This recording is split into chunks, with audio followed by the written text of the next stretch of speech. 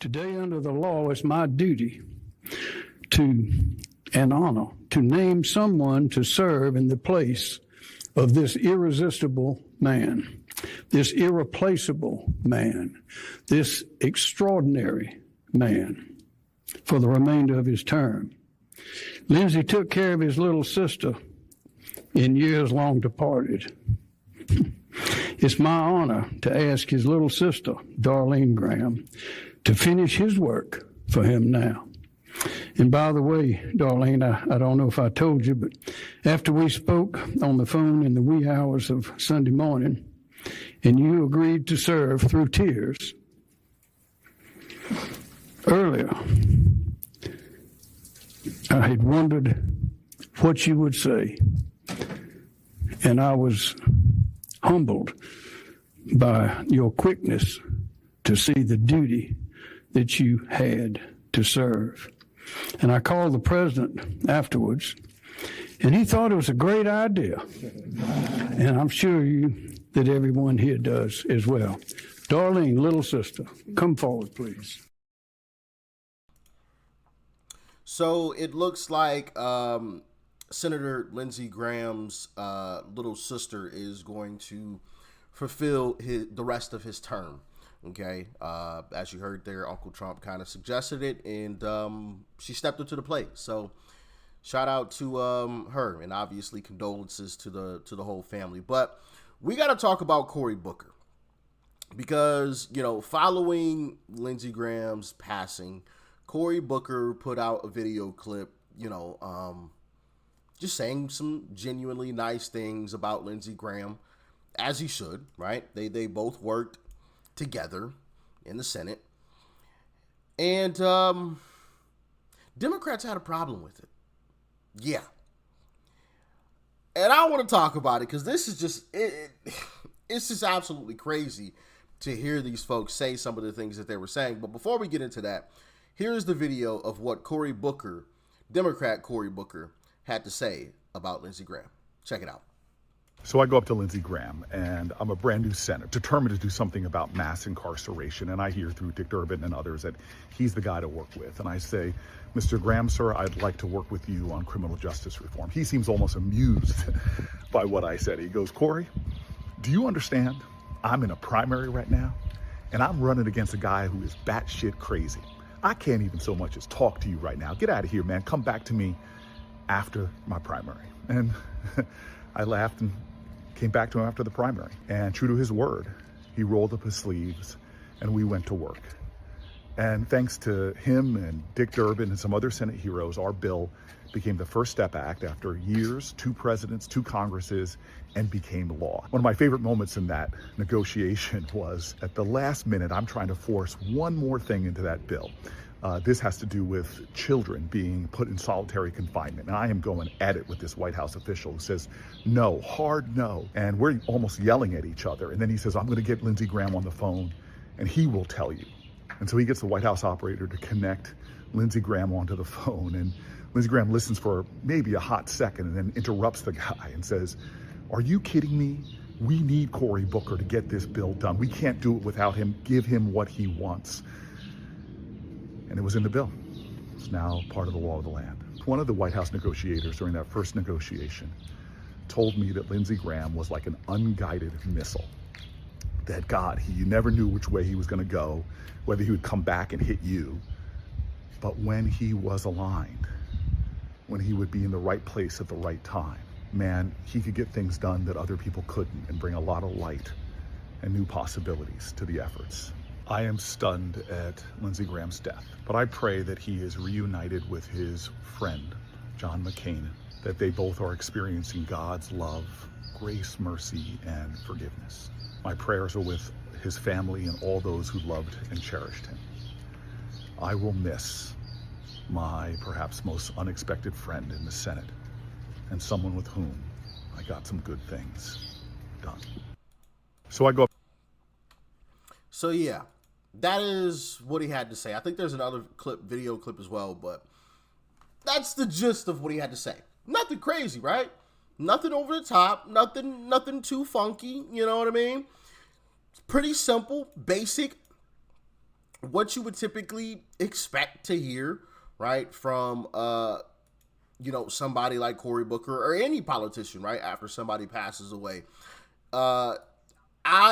Me personally, I will never be the type of person to celebrate somebody's death simply because I disagreed with them or anything like that. I talked about this even with Joe Biden when it came out that he had cancer. It's like, hey, I wish him well. Like, don't go. We don't want you anywhere near the White House. Okay, we're gonna make that clear. But I wish that he lives a long, healthy life. But these leftists, boy, I tell you, when I tell you they have gone off the deep end, they've literally gone off the deep end. So let's get into a couple of these clips that I have for y'all, man. Y'all can see exactly what it is that I'm actually speaking about. Check it out.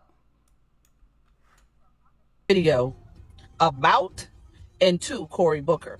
Now, the last time that I said something about how he was moving, I had someone come into my comments section and said that I must be an op or I'm being paid by whomever. At the end of the day, when someone shows you who they are in the manner in which they are moving and they're straddling the fence, trying to stay in favor because they're now up for re-election, I have a problem with that. To call Lindsey Graham a hero after all that man has done, when you look at his voting record and what he supported, to stand up there and say that is not only disrespectful to women, is also disrespectful to any marginalized community, especially when certain communities' rights are being stripped away. Y'all can say whatever the hell y'all want to say, but Cory Booker needs to sit the fuck down somewhere because he acts as though he don't see himself in the mirror. Therefore, that means he doesn't see us. So I said what the fuck I said, and no, I'm not being paid by anybody. But we have to be truthful as to what we're watching and how he's moving. The truth is, y'all have gone off the deep end. That is the truth. The truth is, behind the scenes, a lot of these politicians are close friends. That is the truth. The truth is, this is simply politics, and y'all have taken it into, like, life or death. Now, granted, the Democrat Party has lulled you into that. Vote or die. Trump is an existential threat to democracy. If he becomes president, we'll never have another election again. Every time it's vote or die, existential threat. Trump is going to put black people back into slavery. There's clips of Democrat politicians saying this stuff. And so when you've been spoon-fed BS like that, I guess this is what you would expect from their constituents. Can we stop with this shit already? I am really sick and tired of people acting like you need to give respect to monsters just because they died. Someone's death doesn't erase their life. Lindsey Graham is a monster? Listen, I ain't agree with Lindsey Graham 100%. That's for darn sure. Okay? And I'm a Republican. But a monster? If that's what you call a monster, then you don't know what a monster really is.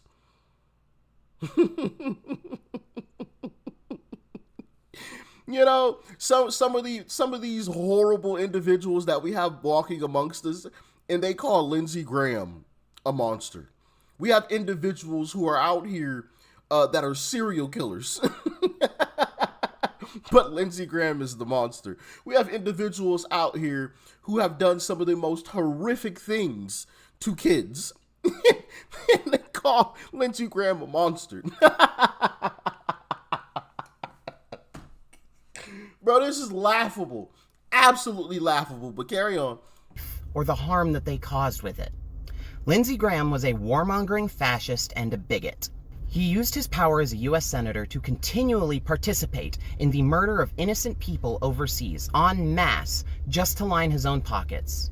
He used his power to oppose human rights and sucked up to a fascist who attempted a coup, and continued to use his position as a senator to advance that fascist agenda and perpetuate his lies. Lindsey Graham deserves as little respect as he gave to the innocent people that he helped murder in Gaza, in Iran, in Iraq. He was a ghoul, and now he's a dead ghoul. When someone like Cory Booker decides to talk nicely about a fascist warmongering murderer like Graham just because he died, it shows that Booker is not serious about opposing fascism. It shows that Booker does not truly care about the harm people like Graham cause. The Democrat establishment... He's not serious about opposing fascism because it doesn't exist over here. That is why. Y'all, have y'all noticed that since the Democrat Party like put that out there, like their constituents, their voters, like this individual, like just repeat it like every other sentence, fascism, fascism, fascism. Like literally 4 years ago, they had no clue what fascism even was. The Democrat Party said, hey, we want y'all to focus on fascism. And so they all did it. It's like they're robots or something. It's crazy. Like it's just fascism, fascism, fascism, fascism. You're fascist, you're fascist, you're fascist. It's so, oh my goodness. Honestly, it's a little annoying because they all say it. They all repeat the same things. They all say the same stuff. This fascist dictator. This fascist regime. It's so silly, man. Its modus operandi of being cordial and reaching across the aisle to work with fascists has done immeasurable harm to America, and allowing fascism to gain perceived legitimacy has resulted in continual compromises on human rights until we end up where we are now. These are people who need to be utterly ejected from every single conversation about policy. And if Booker isn't capable of meeting the moment with the seriousness required, he needs to get the fuck out of the Senate and make way for someone who can. And I love how these folks always talk about, you know, the erosion of rights, but they had nothing to say when the jab was being forced upon people. Oh wait, actually they did, and they ridiculed people who didn't want to get the jab, but when it comes to the my body, my choice stuff, it only applies to them when they want it to apply. But when we wanted the my body, my choice to apply, it was null and void, and we were all fascists and idiots, and we were threatening, right? We were threatening America and American civilization and all this other nonsense because we didn't want to get the splooge put in our arm. But they'll march around, my body, my choice, you're eroding our rights. But they were cheering for everyone being forced to get the jab, though. So how does that one work? Anyway, I got some more clips for y'all, man, because like I said, people are, these Democrats, they're angry about what Cory Booker did, man. It's crazy. You kidding me? We need Cory Booker to get this bill done. We can't do it without him. Give him what he wants. And it was in the bill. Whoever is Cory Booker's handler, they are working overtime right now. Because what I dislike most about the Democrats, and I am a Democrat, is the idea that they have to praise and celebrate and uplift people who are their opposition, who have done policies and practices that put people that look like them in harm's way. And they do this thing where they use anecdotal experiences of when that person What? I did not mean it like that. But what policies are you speaking of? I'm confused. What policies exactly have put black people in danger? Like, please tell me. I'm curious. Did a good thing and therefore totally negates the harm that they've committed while they were alive. And at this point, I'm convinced that these are the same people who would praise and eulogize Hitler. Because why? After everything that Lindsey Graham has done throughout his career that has put black and brown people at risk. This is how you know these folks are crazy. They're comparing Hitler to Lindsey Graham, to the Lindsey Graham situation. They're comparing a guy who put innocent individuals in gas chambers, conducted horrific experiments, right? Just committed all types of atrocities, to Lindsey Graham wanting some type of legislation passed that they don't like. Like, how is that even mentioned in the same sentence? Like those two things are worlds apart. They're not even on the same planet. Not even on the same planet. It's like the whole no kings protest. No kings, no kings. We're going to protest no kings. So the fact that you're even able to march out in the streets and protest no kings proves that there's no king. Like, I'm going to be polite. Are you serious though? You know, like nothing these folks say or do makes any type of sense. The no kings protest makes no sense. The fact that you're able to protest proves that there's no king. Go try that in Russia and see what happens to you. This whole thing about comparing Hitler to, like, those are worlds apart. They're not even close. Not even close. So even that makes absolutely no sense. So it's just like, I can't even take these folks serious. He has shamed and demonized trans folks. He has shamed and demonized other members of the LGBT community. He has shamed and demonized immigrants. He has said we should do to other countries what we've done to Gaza. That Democrats think it's appropriate to get online and praise this man. Like so many degrees and so many books, and yet they cannot find the knowledge to read the room. To read the room, because Lindsey Graham helped to enable this fascist administration that we're currently grappling right now.